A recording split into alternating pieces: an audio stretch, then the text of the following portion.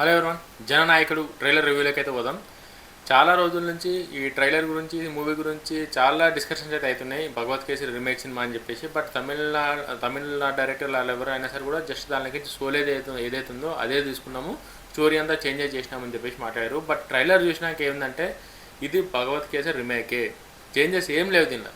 ఇంకా నాకు తెలిసి అసలు విజయ్ గారు లాస్ట్ సినిమా ఇది, అంత పెద్ద స్టార్ అయ్యి ఉండి అసలు రీమేక్ సినిమా ఎందుకు ఫైనల్ సినిమా ఎంచుకుంటో అది అర్థమైతలేదు.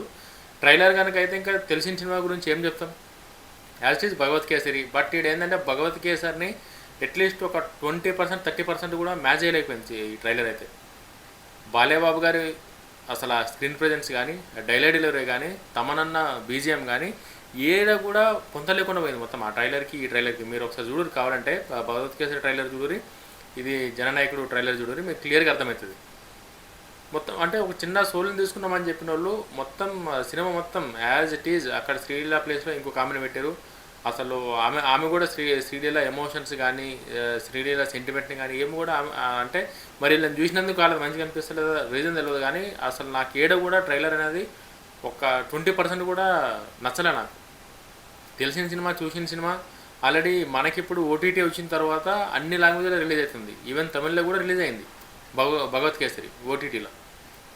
బట్ ఆ సోల్ని తీసుకోకుండా మొత్తం ఫైనల్ సినిమాని తీసుకొని లాస్ట్ సినిమా అని చెప్పి హైప్ అంతా ఉన్నదానికి రీమేక్ సినిమా ఎందుకు తీసుకోరో ఫస్ట్ ఆఫ్ ఆల్ విజయ్ గారికి, డైరెక్టర్ గారికి ఇంకా వాళ్ళకే తెలవాలి. దాని గురించి మనం ఎక్కువ మాట్లాడే ఇది లేదని నేను అనుకుంటున్నా. ఇంకా ట్రైలర్ పరంగా చూస్తే ట్రైలర్లో కొత్తగా ఏమైనా ఉంది, భగవత్ కేసరికి జననాయకుడికి కొత్తగా ఏమైనా చేంజెస్ ఉంది అని చెప్పేసి అంటే విలనిజం ఒకటి కొంచెం డిఫరెంట్గా బాబీ డియోల్ అయితే డిఫరెంట్గా చూపించింది. బాబీ డియోల్ గారిని మనకు తెలిసిందే, ఆయన అయితే కొంచెం కొత్తగా ఎక్కువ వైలెన్స్ అయితే దీనికన్నా ఎక్కువ వైలెన్స్ అన్నట్టు ట్రైలర్లో చూపిస్తారు. బట్ నాకు తెలిసి ఇంకా బాలయ్యకృష్ణ గారితో ఉన్న వైలెన్స్ మ్యాచ్ చేయడం ఎవరి వల్ల కాదు. అది ఎవరు అవునన్నా కాదన్నా సరే కూడా అది మనకు అందరికీ తెలుసు. యాక్షన్ సినిమాస్లో, మాస్ మూవీస్లో బాలయ్య బాబాని కొట్టేటోరు ఎవరు లేరు. బట్ ఇక్కడ అదొకటి ఉంది. ఇంకా ఎక్కువ మాట్లాడాలి అని చెప్పానంటే విజయ్ గారికి రాజకీయాల్లోకి పోయారు కాబట్టి, పొలిటికల్ ఎంట్రీ ఇచ్చారు కాబట్టి పొలిటికల్కి సంబంధించి డైలాగులు ఎక్కువ రాశారు, సీన్లు కూడా ఎక్కువ పొలిటికల్కి సంబంధించిన రాశారు అన్న కాడికి అయితే ట్రైలర్లో కనిపిస్తుంది, క్లియర్గా కనిపిస్తుంది. అక్కడ ఎక్కువ మనం డిస్కస్ చేసి ఏం లేదు. విజయ్ గారిని పొలిటికల్గా ఎట్లా లేపాలి అన్న కాడికి ఈ ట్రైలరు, ఈ మూవీ బాగా యూజ్ అవుతుందేమో అని అనుకుంటున్నాను, నాకు అనిపిస్తుంది అట్లా. ఎందుకంటే చిన్న లైన్ తీసుకొని, చిన్న సోల్ని తీసుకొని జస్ట్ మిగతా స్టోరీ అంతా చేంజ్ చేసామని చెప్పి ఏదైతే మాట్లాడతారో అక్కడ శ్రీలీల ఆర్మీ కోసం పోతుంది, ఇక్కడ అదే ఉంది. సేమ్ అక్కడ కూడా ఎట్లయితే డైరెక్టర్ ముందు శరత్ కుమార్ గారు ఎట్లయితే ఇక్కడ చనిపోతే ఆమెను తీసుకొని బాలబాబు గారు ఎట్లయితే పెంచుతారో సేమ్ అక్కడ కూడా విజయ్ గారు కూడా అదే చేసిరు. ఆమెను తీసుకురు, ఆమె ఫంక్షన్ కానీ, ఆమె ఆర్మీది కానీ మొత్తం ప్రతి ఒక్కటి అంటే ఆడపిల్లని ఎక్కడ కూడా తగ్గద్దు, బాలబాబు చెప్పినట్టు బేటీకి బనావ్ వచ్చారు అనక అంటే ఇవి వాళ్ళ వెర్షన్లో వాళ్ళు రాసుకురు, వాళ్ళు అదే ప్రజెంట్ చేస్తున్నారు. నాకు అసలు విజయ్ గారు ఎందుకు ఈ స్టోరీ తీసుకున్నది నాకు అర్థం. ఎందుకంటే బాలయ్యబాబు గారిని ఆ సీన్ అంటే భగవత్ కేసరి అనేది ఒక కంప్లీట్ అదొక నేషనల్ అవార్డ్ ఫిల్మ్. అది చాలా పెద్ద ఫిల్ము, చాలా ఆ సినిమా యూనిట్కి కావచ్చు అందరికీ ఒక గౌరవాన్ని తీసుకొచ్చి పెట్టింది.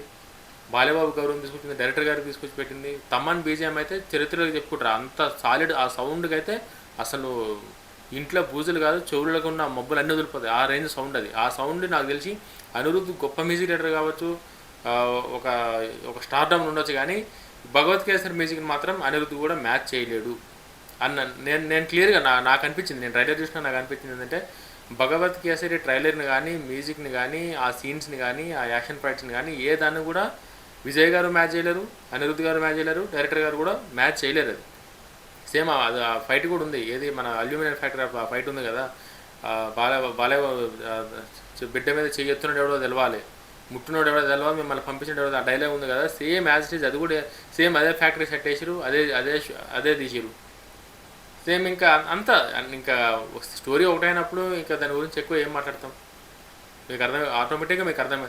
బట్ రాజకీయంగా పొలిటికల్ పంచలు, పొలిటికల్ డైలాగులు ఇవైతే మాత్రం ఎక్కువ ఉన్నాయి.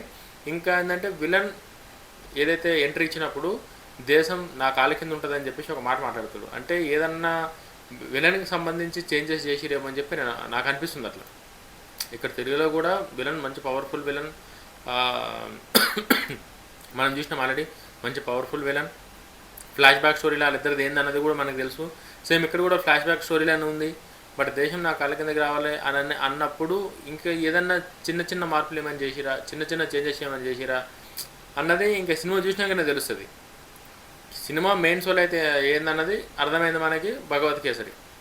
ఆ నేలకొండ భగవత్ కేసరి అనే ఆ టైటిల్ కావచ్చు, ఆ బాలయ్య బాబు తెలంగాణ స్లాంగ్ కావచ్చు, బాలయ్య బాబు స్క్రీన్ ప్రెజెంట్ కావచ్చు, ఆయన లుక్ కావచ్చు, ఆయన కాస్ట్యూమ్స్ కావచ్చు, సినిమాలో ఏది అసలు ఎంత కావాలో నిజంగా అనిల్ రావుపూరి గారు ఎట్లా తీసిరో సినిమా కానీ అసలు బాలయ్య బాబు గారికి జీవితాంతం చెప్పుకునే సినిమాలో ఆ రేంజ్లో ఉంది సినిమాది. ఆ యాక్షన్ తమన్ బీజిఎం అయితే అసలు ఇంకా తమనన్నకి బాలయ్య బాబు ఫ్యాన్షిప్ ఆల్రెడీ దాని నందమూరి అని పేరు వచ్చింది. ఇంకా అదే దాన్ని ఏదాన్ని కూడా మ్యాచ్ చేయాలన్నా సరే కూడా జననాయకుడు సినిమాతోనైతే కాదు. చూద్దాం సినిమా మరి సినిమా రిలీజ్ అయినాక చేంజెస్ ఏమున్నాయి, సినిమా స్కేల్ ఏంది, ఎంతవరకు మ్యాచ్ స్టోరీని ఎంతవరకు వాడుకోరు, మ్యూజిక్ ఎంతవరకు ఒక మ్యాచ్ చేయగలిగింది అనేది, విజయ్ పర్ఫార్మెన్స్ ఎంతవరకు చేయగలిగిండు అంటే విజయ్ గారికి మంచి మార్కెట్ ఉంది. మనందరికీ తెలుసు విజయ్ ఆయనతో సూపర్ స్టారు. ఆయన సినిమా అన్ని లాంగ్వేజ్ల్లో తీసి ఎంత లేదన్నా సరే కూడా 200 కోట్లు అనేది కేక్ వాక్ ఆయనకి. 100-200 కోట్లు ఇప్పుడు మనం చాలామంది 100 కోట్ల కోసం అనేసి తిప్పలు పడుతుంటారు. 100-200 కోట్లు అనేది విజయ్ గారికి కేక్ వాక్. చాలా సింపుల్గా ఆయన సినిమా రిలీజ్ అయిందంటే అట్లా వచ్చి పడతాయి 200 కోట్లు. అంత పెద్ద మార్కెట్ ఉన్న హీరో, అంత పెద్ద స్టార్డమ్ ఉన్న హీరో ఫైనల్ సినిమా మళ్ళీ పొలిటికల్ ఎంట్రీ ఇచ్చేసినాక ఇంకా సినిమాలు తీయనని చెప్పేసి ఆయన డిసిజన్ తీసుకున్నప్పుడు ఒక మంచి పొలిటికల్కి సంబంధించిన స్టోరీ అయినా ఏం కాదు, పొలిటికల్గా ఆయన తీసుకున్న సరే కూడా ఏం కాదు, బట్ ఒక కొత్త స్టోరీని, ఎవరు టచ్ అయిన స్టోరీని, ఒక కొత్త పాయింట్ని కనుక తీసుకొని వచ్చింటే ఒక రెస్పెక్ట్ ఉంటుండే, ఒక సరే అని చెప్పి. ఆయన చాలా మనకు తెలిసిందే చాలా సినిమాలు, నువ్వు వస్తావని కావచ్చు, ఖుషి కావచ్చు, అన్నవరం కావచ్చు, నువ్వు నాకు నచ్చావు కావచ్చు, అంటే చాలా సినిమాలు తెలుగు సినిమాలు రీమేక్ చేసిన ఆయన అక్కడ స్టార్డమ్కి అంతా వచ్చింది. ఇక్కడ తెలుగు స్టోరీలు రీమేక్ చేయడం వల్లనే ఆయనకి అంత అక్కడ స్టార్డమ్ వచ్చింది. అది మనందరికీ తెలుసు, మీరు కావాలంటే చూడండి చాలా సినిమాలు ఆయన రీమేక్ సినిమాలే. ఓన్ కంటెంట్ కన్నా విజయ్ గారి సినిమాలు ఎక్కువ రీమేక్తోనే నడిచినాయి. పోకిరి కావచ్చు చాలా ఉన్నాయి. బట్ ఆ స్టార్డమ్ అనేది వచ్చిన తర్వాత అన్నా సరే కూడా ఆ రిమేక్లో వదిలేసి ఓన్ కంటెంట్ కనుక తీసుకుని ఉంటే ఇంకా బాగా, ఇంకా రెస్పెక్ట్గా, ఇంకా మంచిగా ఉంటుందని చెప్పి నా ఒపీనియన్. బట్ ఇసంటి ఒక ఛాలెంజింగ్ రోల్ని విజయ్ తీసుకొని ఎంతవరకు చేస్తాడు, మరి బాలయ్య బాబు గారిని మ్యాచ్ చేస్తాడా లేదా అన్నది ఇంకా మనం సినిమా రిలీజ్ అయినాకనే చూడాలి. మనకు వస్తుంది 9వ తారీఖున వస్తుంది కాబట్టి చూద్దాం 9వ తారీఖున ఎంతవరకు వస్తుందో. మరి బాలయ్య బాబు గారు భగవత్ కేసరిని ఏ రేంజ్ వరకు మ్యాచ్ చేసారు, స్క్రీన్ ప్లేలా కావచ్చు, డైలాగ్లా కావచ్చు, మ్యూజిక్లా కావచ్చు, స్టోరీ పరంగా కావచ్చు, అన్నీ ఫుల్ ఫ్లెక్సిడ్గా ఉంది భగవత్ కేసరి. సేమ్ స్టోరీని తీసుకొని విజయ్ లాంటి సూపర్ స్టార్ తీసినంటేనే అసలు ఇంకేం మాట్లాడతాం మనం. ట్రైలర్ గురించి అయితే ఇక నేను చెప్పేది ఏం లేదు, మీరు చూడండి, మీరు ట్రైలర్ మీకు అర్థమవుతుంది. భగవత్ కేసరికి దీనికి ఏం తేడా, 2 ట్రైలర్లో చూస్తే మీకు ఏం తేడా ఉండదు. కొన్ని పొలిటికల్ డైలాగ్స్, విలన్ క్యారెక్టరైజేషన్ తప్ప మిగతా అంతా యాజ్ ఇట్ ఈజ్ ఉంది. మరి తమిళ ప్రజలకి ఎట్లా చేసిరు, ఏంది ప్రజెన్స్ ఎట్లా వస్తుంది అన్నది సినిమా రిలీజ్ అయినాక చూద్దాం ఎంతవరకు అవుతుందో. బాలయ్య బాబు గారిని ఎంతవరకు మ్యాచ్ చేసిండు విజయ్.